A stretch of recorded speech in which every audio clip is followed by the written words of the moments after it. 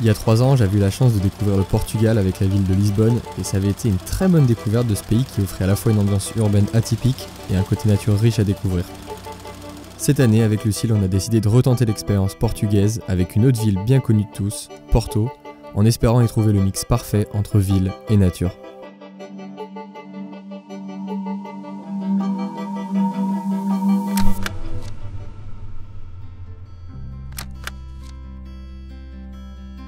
Durant notre premier jour, l'idée était de faire nos marques dans Porto et d'aller à la découverte des principaux bâtiments et lieux emblématiques de la ville, en commençant par la cathédrale de Porto, aussi appelée la Sé do Porto, édifice religieux mi-église, mi-forteresse construit au XIIe siècle.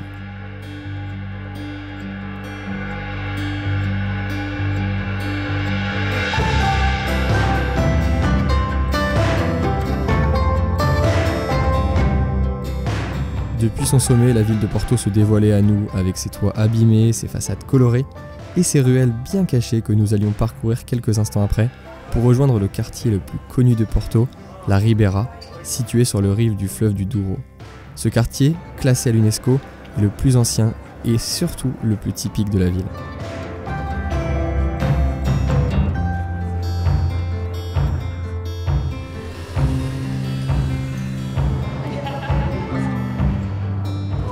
Rapidement, on a essayé de fuir les foules touristiques et on a continué à explorer les ruelles pavées de la ville pour finir dans un parc bien agréable au milieu de bâtiments emblématiques.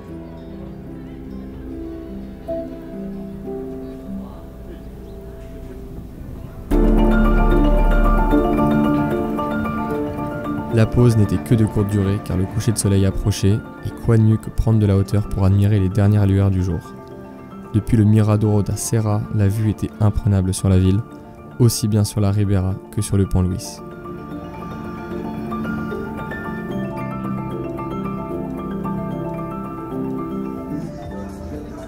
Notre première journée sur place était déjà bien remplie et déjà elle nous donnait une bien belle impression de Porto.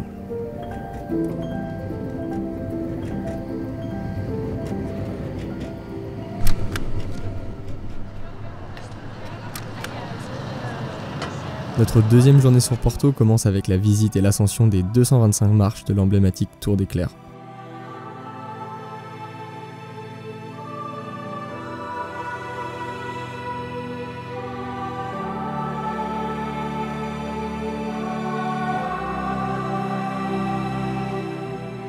Bien que la vue y soit magnifique, l'endroit est un peu trop touristique à notre goût, donc nous décidons d'aller chercher un peu de verdure et de tranquillité dans les jardins du Palais de Cristal.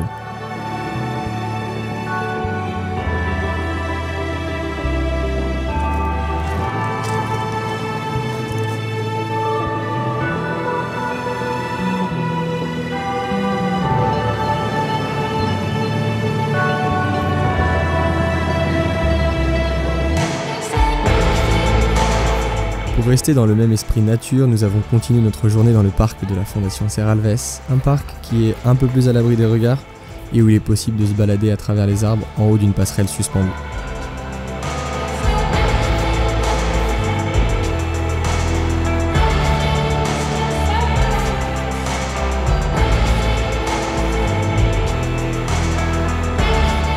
La journée touchait déjà à sa fin et il était temps de retourner voir le coucher de soleil sur les bords du Douro, cette fois-ci en contrebas de notre spot de la veille et surtout avec un point de vue incroyable sur le pont Louis. La nuit tomba vite et Porto reprit son visage nocturne, illuminé de tous les côtés, donnant à la ville un cachet bien différent de la journée.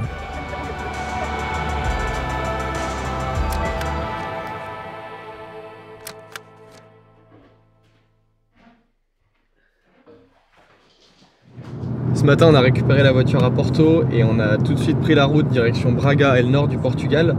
Là déjà en une demi-heure de route les paysages sont totalement différents de ce qu'on a pu voir sur Porto pendant les 3 premiers jours. Donc là direction le parc national et au programme des belles cascades, une belle nature et ça risque d'être pas trop mal.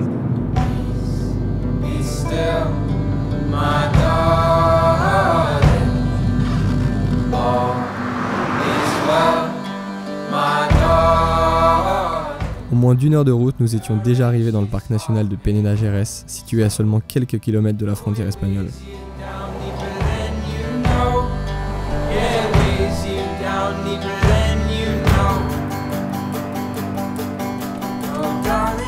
Très rapidement, nous étions au cœur des lacs et montagnes, parcourant des routes sinueuses au milieu des forêts de pins. L'objectif de la journée était plutôt simple, prendre son temps, se perdre et découvrir des cascades et des points de vue en commençant par la Cascata de Varzeas.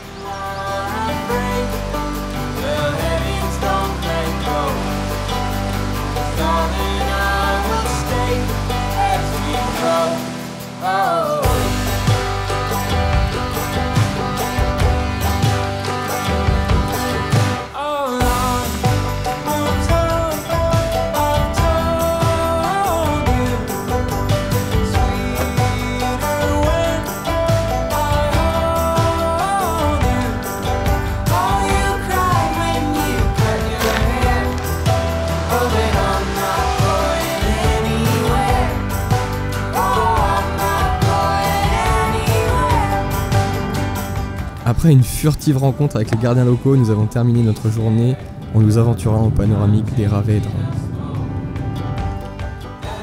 Malgré une météo qui n'était pas vraiment au rendez-vous, le lieu avait quelque chose d'unique, avec sa balançoire nichée en altitude et surplombant la vallée.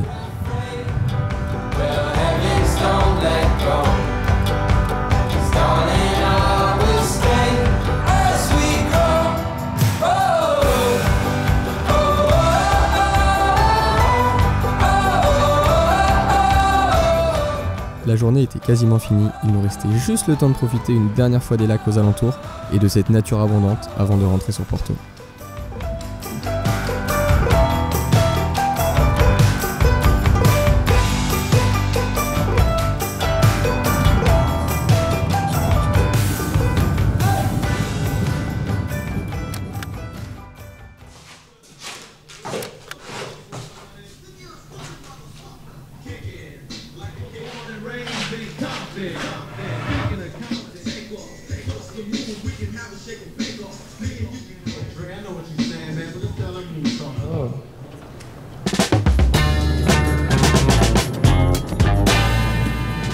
De bon matin, nous avons pris la route direction le sud de Porto pour rejoindre la ville d'Aveiro.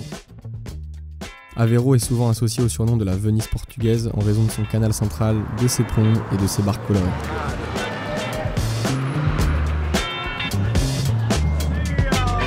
Bien que touristique, la balade en barque vaut le détour pour profiter au maximum de la ville.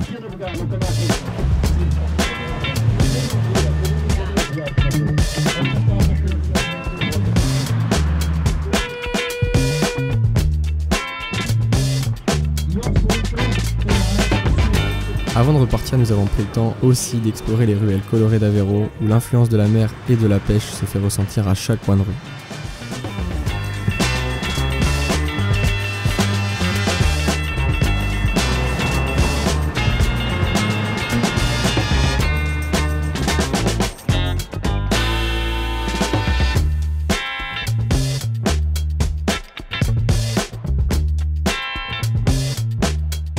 En reprenant notre route vers Porto, nous avons fait un premier arrêt à la Praia da Costa Nova, où nous étions quasiment seuls, certainement à cause de la météo qui était vraiment pas accueillante.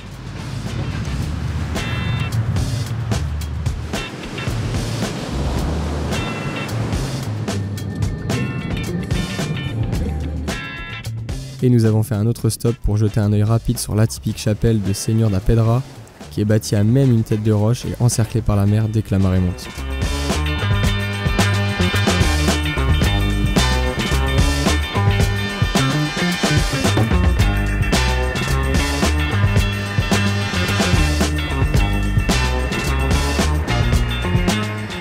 Retour sur Porto pour cette fin de journée où nous avons ralenti le rythme, pris le temps de profiter d'un verre avec le coucher de soleil et d'explorer à nouveau le quartier de la Ribeira à la nuit tombée.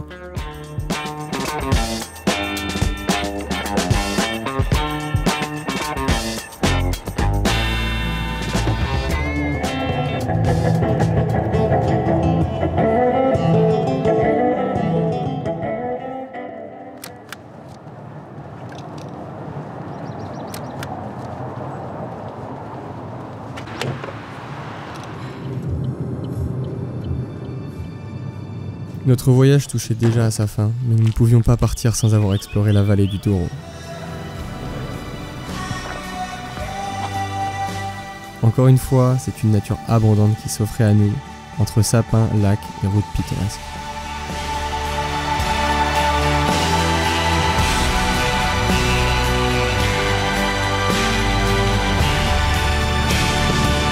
J'avais eu écho de la part de mon vieil ami Tom Pacelli d'un spot dans les hauteurs de la vallée avec une vue imprenable sur le Douro. Il ne nous en fallait pas plus pour partir à la découverte de ce point de vue si prometteur.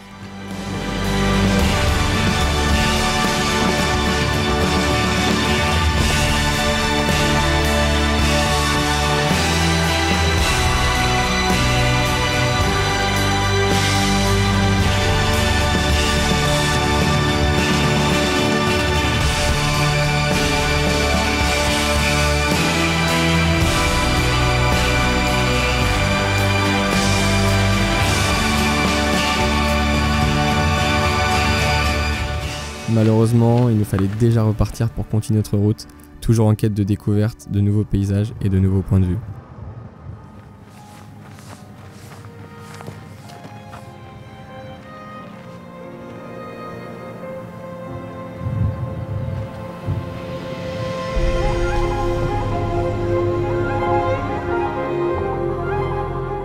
Par chance, la météo se rangea de notre côté dans l'après-midi afin de nous offrir un spectacle magique le long du Douro, avec des lumières dorées magnifiques et un arc-en-ciel en prime.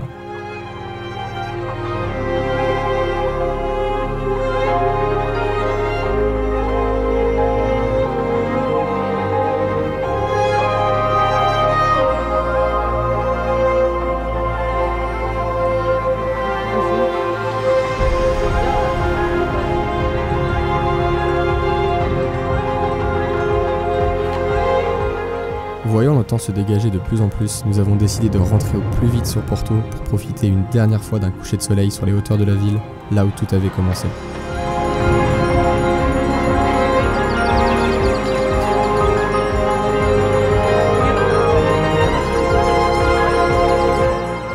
En quelque sorte, la boucle était bouclée. Porto avait tenu ses promesses et nous étions plus que comblés par ce que nous avions eu la chance de découvrir ces 4 derniers jours. Nous pouvions désormais rentrer, nous et nos souvenirs.